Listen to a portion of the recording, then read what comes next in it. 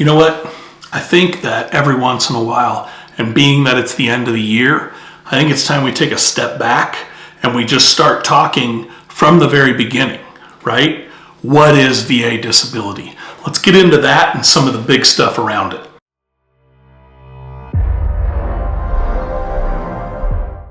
Hey, welcome back everybody. Today, like I said, we're gonna start from scratch. And because I'm starting from scratch, the first thing I'm gonna ask you to do is like, share, subscribe, and comment below with your thoughts after we go through this whole video, okay? So let's jump right in. What is VA disability? VA disability is, the VA disability compensation is a tax-free monthly monetary benefit paid by the Veterans Benefits Administration, the VBA. The VHA is the Veterans Healthcare Administration. They roll up underneath the Veterans Affairs, Department of Veterans Affairs. All right, so what is the purpose of VA disability compensation?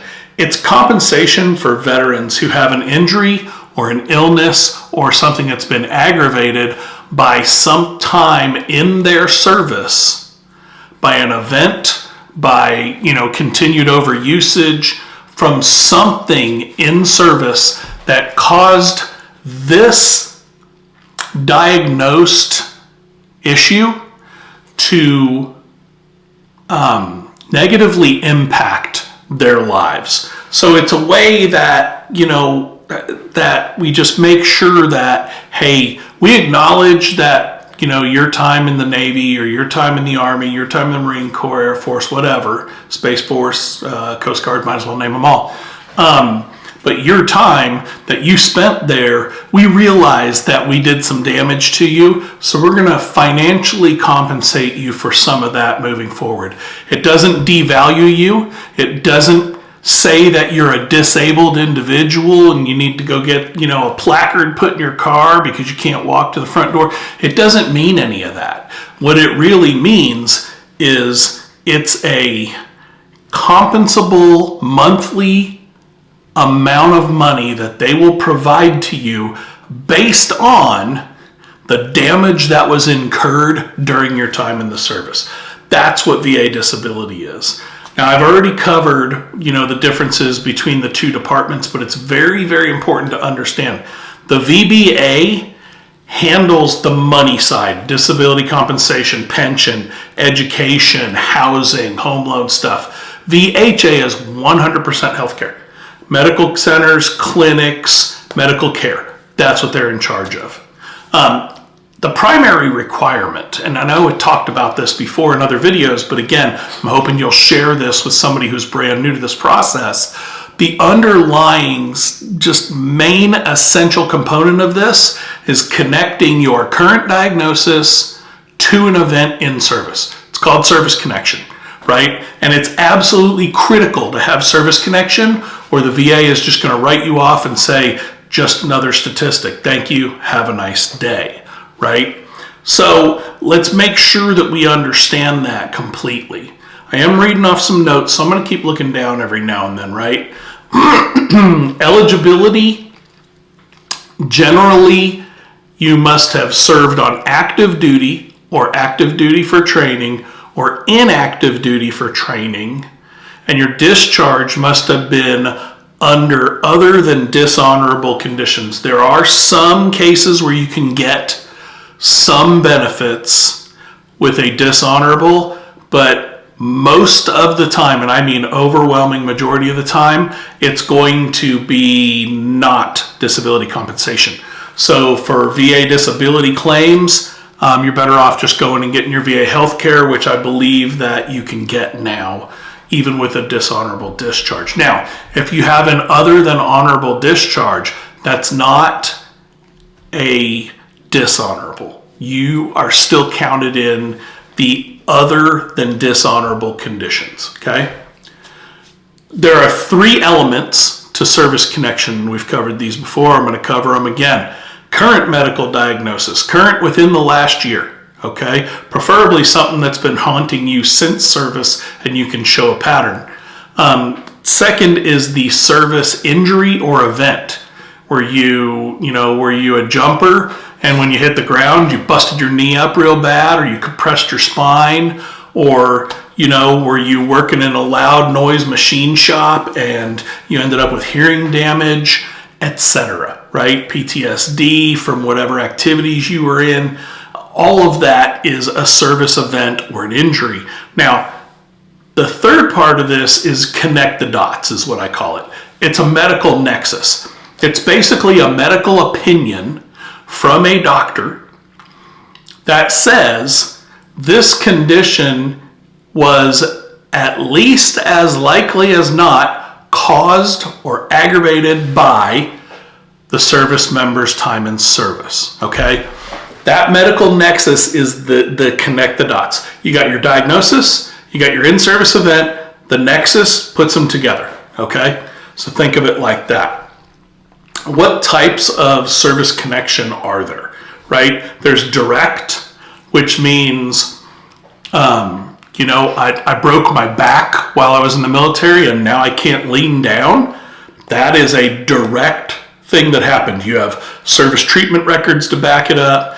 It was a documented and validated event that happened, and you can connect the dots to your current diagnosis. Secondary condition is, hey, I did that and I broke my back, but now I also have PTSD from that incident, right? That is secondary to the back, right? So it can be a secondary condition. For instance, a lot of people have PTSD and then secondary, they have headaches. A lot of people will have, other conditions such as, it's not really a secondary, but we'll go down the path just so you get an example of, hey, I've got back pain and then I've got neuropathy in both my legs where they go numb and they tingle and they hurt. And there's all kinds of secondary types of conditions, right? Allergic rhinitis and sleep apnea, chronic sinusitis and sleep apnea, sleep apnea from PTSD. There's all kinds of things that you can have as secondary conditions. And then there's presumptive. These are the ones that you keep hearing about the PACT Act and other presumptive service connections. Like if your MOS was, 50 cal gunner, and that's, I'm just going to pretend on that one, right?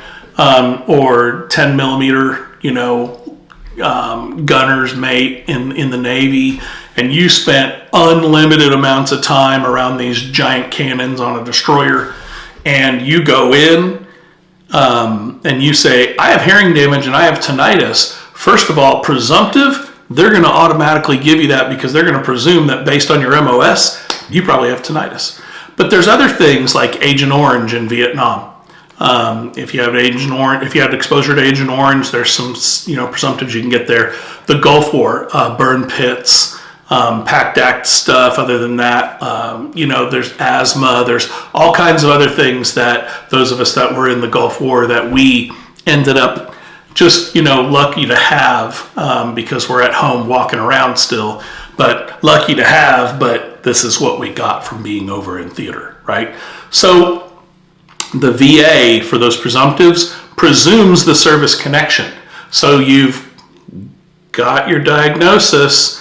If the service connection is presumed, there's already a nexus put in place, you're good to go. Presumptives are possibly the easiest ones to get, but they're the most reliable for sure.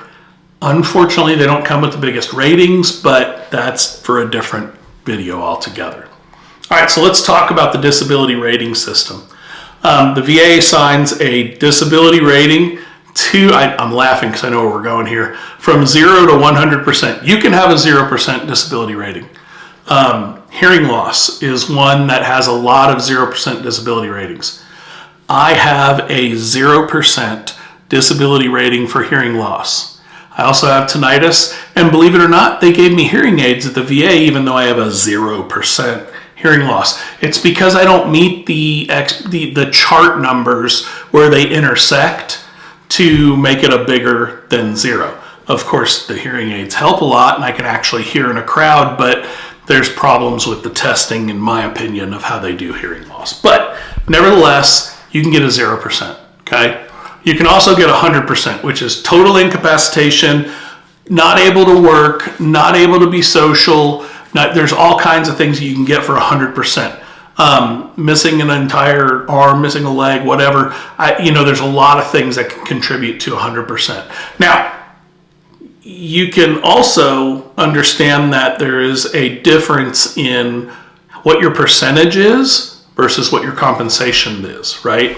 0% rating. They're going to say, hey, we recognize that you have a service connection, but we're not going to compensate you for it because it doesn't affect your daily life.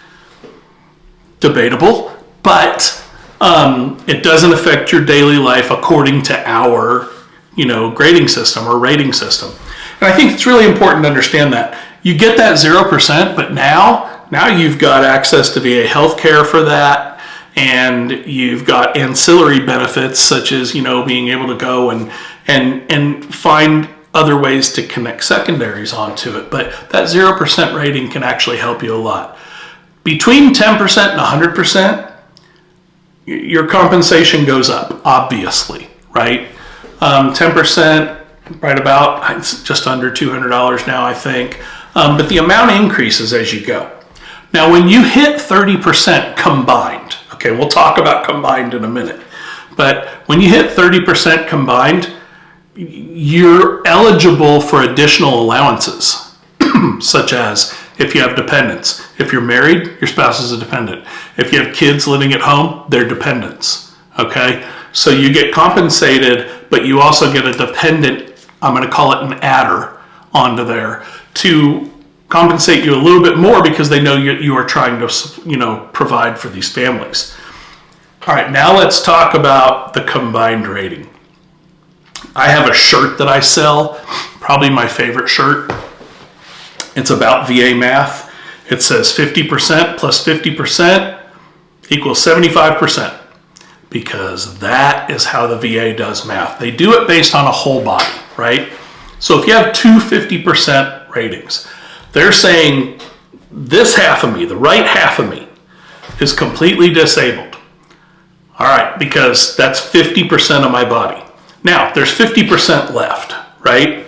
So I get another 50% rating, but they're only rating me against what's left. So that only takes half of what's left, meaning 75% of me is disabled. And what you probably don't quite grasp yet is that it's extremely hard or difficult to get to 100% without a ton of really good medical evidence and quite severe symptoms. But do remember that 10 and 10 doesn't equal 20, and 50 and 50 equals 75. Check out the shirt below. You'll probably laugh like I do. The claims process, talking about navigating the claims process. Everything can be done online. I'm going to talk about a few things through here. I'm not going to go into the form numbers as much. I used to go into the form numbers a whole lot, but listen, you go online and it says, do you want to file a claim? That's your 21-5-26 EZ. That's what that form is, but it doesn't matter. You're going to go log in, you get your log in, make sure you validate through ID.me or another way, and then boom, you file for a claim. Okay, you just do it online. It's pretty easy to do. The first thing you want to do, if you think you have a disability and you haven't been rated for it yet and you want to claim it, I want you to go start a claim right away. You don't have to have all your evidence yet. Start a claim and then save it as an intent to file. That intent to file is going to lock in your date of effectiveness, okay? Your effective date. If your effective date was January 1 and your claim ended up being finished September 30th, you're going to get back pay to January 1. That's pretty important to remember. Unless you don't have a diagnosis. If you get diagnosed in February, then it'll be February that you got your back pay to. Most of the time, it's back to that effective date goes back to when you put your intent to file in. Very few circumstances where that doesn't happen, but they do exist. So you put in that effective date, you put in that intent to file, and you have 1 year from the time you put that in to complete that claim. So listen, if you're within a year of putting a claim in, put your intent to file in right now. Get your date locked in. It's very, very important. Otherwise, it could cost you hundreds, if not thousands of dollars. All right, I apologize for that. Next is, we're going to talk about, ironically, the MEPS approach to crucial evidence. The MEPS approach. Yes, MEPS, Military Entrance Processing. We're going to call it MEPS for a different reason. The first one is medical evidence. That's the ME. Medical evidence. Current, private, and or VA medical records showing your diagnosis, and mark your diagnosis code. If you want to know more about diagnosis codes, diagnostic codes, I have a video on that, so go check that out. Get your medical evidence. The P is for personal documents. Those documents are your DD-214, your marriage certificate, your birth certificate, for your dependents. Those are personal documents, okay? Next are the S for MEPS, which is service records. And your service treatment records are the big deal. Service records will show where you've been, and that's important, especially if you were in theater. But your service treatment records, from going to medical, having your shots, doing this, doing that, all that is absolutely critical. It's going to be what really, really helps you move forward in the claims process, okay? Now, there is a bonus to this. It's not a guaranteed help, but I have seen it help others who have needed to have these. And they're called buddy statements, okay? A buddy statement or a layperson statement. A buddy statement is somebody that can corroborate your story, your service event, your current diagnosis. Like, I'm married now, but I wasn't married to my wife when I was in the service. However, she knows that I was diagnosed with this stuff, and now she sees how it affects my everyday life. That's a buddy statement. Also, I have a friend of mine who I was in the military with, and he writes me a buddy statement for what he witnessed while we were in the service, right? Those hold a little bit of value. They can help tip the teeter-totter in your direction, but they are not evidence. Remember that. They are extracurricular evidence. But they're important, so make sure you look into those. So let's talk next about a C&P exam, right? The C&P exam is, I don't even want to, let's just say a C&P exam is how the VA gets information from a doctor who's there to fill out a form to tell them whether you have this or you don't, and whether it is or isn't potentially connected to your service. It's called a DBQ. They use a DBQ, which is a disability benefits questionnaire. They fill it out, right? The C&P exam is like a medical and legal appointment all rolled up into one. Be careful, be honest, be thorough with your C&P exam conversations, okay? So, with that, let's check out the next subject. All right, the last subject we're going to talk about is navigating the system and getting help. The VA ecosystem is a cluster. It is a maze that you don't want to have to try and fight through on your own, right? Now, a lot of people can navigate it. They're very analytically minded. They go in, they just put their stuff in. If you have enough evidence and you have enough proof, your service treatment records are absolutely bulletproof, they're the golden standard, then hey, you got all of that together, put that claim in, and don't waste your time getting anything else done. However, most people who are new to this process could use a little bit of help. There are accredited agencies that can help you. My recommendation is start with a VSO, a Veteran Service Officer. You can find them at DAV, American Legion, VFW, and every state has a Veterans Department, and they should have state-level veteran VSOs, okay? And those VSOs are there to help you make sure you file your claim correctly. They're not going to help you develop your claim. They're going to help you file it correctly. So get some help from a VSO. If you get stuck, and only if you get stuck and you're stuck so hard you can't get it figured out, no one can seem to get it done, then I would look into an accredited agent or an attorney, preferably in my experience, in my opinion. If I get to that level, which I have before, I would go with the attorney option. It'll cost you a little bit of back pay, but I'm just telling you, it has helped me tremendously in my long, decade-long process of this, right? So with that, welcome to VA Disability. Again, like, share, and subscribe. Get started on va.gov. If you like this content, if you got something out of this, please leave me a comment below and let me know. Don't forget to like, share, subscribe. Thank you very much. Take care of each other. See ya.